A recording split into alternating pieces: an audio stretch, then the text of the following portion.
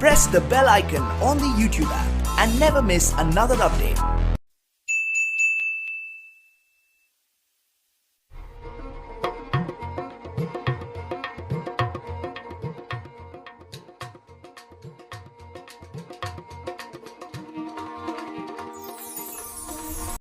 आज हम पढ़ेंगे गति के तीसरे प्रकार के आधार पर गति को पुनरावृत्ति के आधार पर गति के प्रकारों को दो भागों में हम पढ़ सकते हैं। पुनरावृत्ति के आधार प्रकार के आधार पर हम गति को दो भागों में या दो प्रकार से पढ़ सकते हैं। पहली है आवर्ती गति तो दूसरी है सरल आवर्त गति।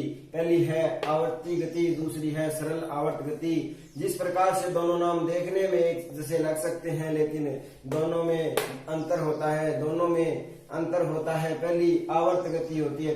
आवर्त गति वह गति होती है जब कोई कण या पिंड किसी एक निश्चित पथ पर अपने पथ पर बार बार चक्कर लगाता है तो वह गति आवर्त गति होती है। जब कोई कण या पिंड किसी निश्चित पथ पर बार बार चक्कर लगाता है तो वह गति आवर्त गति होती है। आवर्त गति के उदाहरण के रूप में हम घड़ी की सुई को देख सकते हैं। आवर्त गति के आधार पर हम घड़ी की सुई को देख सकते हैं। हमारी घड़ी की घंटे की सुई 24 घंटों में 12 घंटों में एक चक्कर पूरा करती है, तो 12 घंटों में एक चक्कर पूरा करती है। वह गति जिसमें अपने एक निश्चित समय के बाद में उस पथ का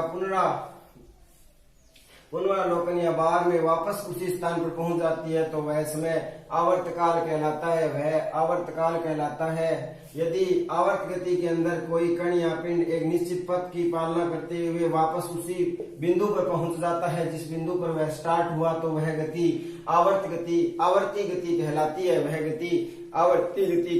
है। आवर्ती गति के उदाहरण के तौर पर हम एक पृथ्वी और सूर्य को भी समझ सकते हैं। जिस प्रकार से ये सूर्य हो गया, ये पृथ्वी हो गई, तो ये सूर्य पृथ्वी के चारों ओर चक्कर लगाती है। सूर्य पृथ्वी के चारों ओर चक्कर लगाने के कारण ये 365 दिन में एक चक्कर पूरा करती है, तो 365 इसका आवर्तकाल हो गया। 365 इसका आवर्तकाल हो गया।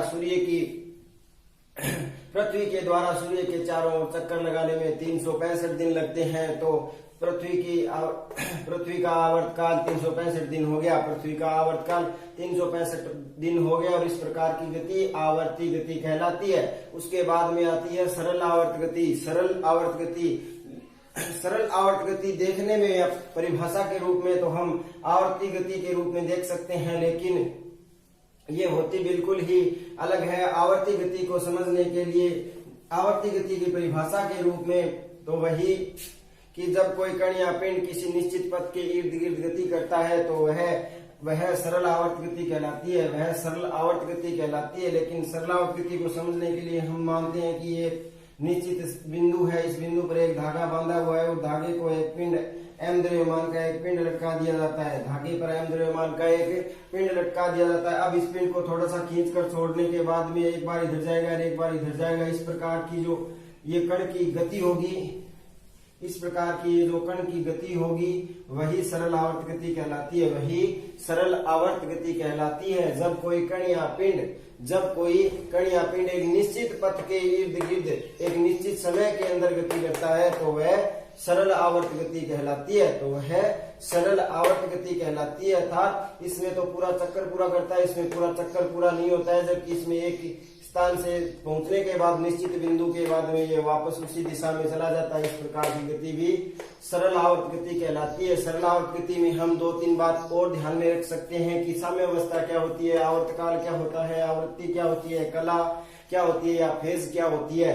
तो सरल आवर्त गति के अंदर साम्य अवस्था वह अवस्था होती है जब इसको छोड़ा हुआ है, इस बिंदु को यहाँ से बांध दिया और इसको एम द्रव्यमान का पिंड लटका दिया, तो जब इस पर हम कोई बल नहीं लगा रहे, ना इधर लगा रहे, तो ये जो यहाँ पर निश्चित बिंदु या एक एम द्रव्यमान के गुरुत्वाकर्षण बल के कारण यहाँ पर जो पिंड लटका हुआ रहता है वह अवस्था साम्य अवस्था कहलाती है। अर्थात जिस पर कोई बल कार्य नहीं कर रहा है वह अवस्था सरल आवर्त गति की वह अवस्था जिसमें उस पर कोई बल कार्य नहीं कर रहा है तो वह सरल साम्य अवस्था कहलाती है, वह साम्य अवस्था कहलाती है। और जितने समय के बाद एक बिंदु से दूसरे बिंदु तक ये रिपीट करता है वह काल या टाइम आवर्त काल कहलाता है, वह आवर्त काल कहलाता है, आवर्त काल कहता है। तीसरा है आवृत्ति। आवृत्ति क्या होती है कि जितने समय में या एक सेकंड में कोई कण कितनी बार आवर्त गति कर रहा है, कितनी बार आवर्त गति कर रहा है, कितनी बार यहां से यहां तक पहुंच रहा है, तो वह आवृत्ति कहलाती है,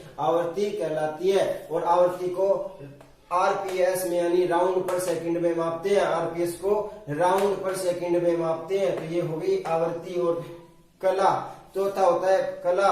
किसी निश्चित बिंदु पर यानी प्रारंभिक बिंदु के बाद में किसी निश्चित बिंदु के बाद हम जहां पर भी किसी कण के पहुंचने के बाद में उसके विस्थापन और वेग को ज्ञात करते हैं, वही उसकी क्या होती है, कला होती है, वही उसकी कला होती है।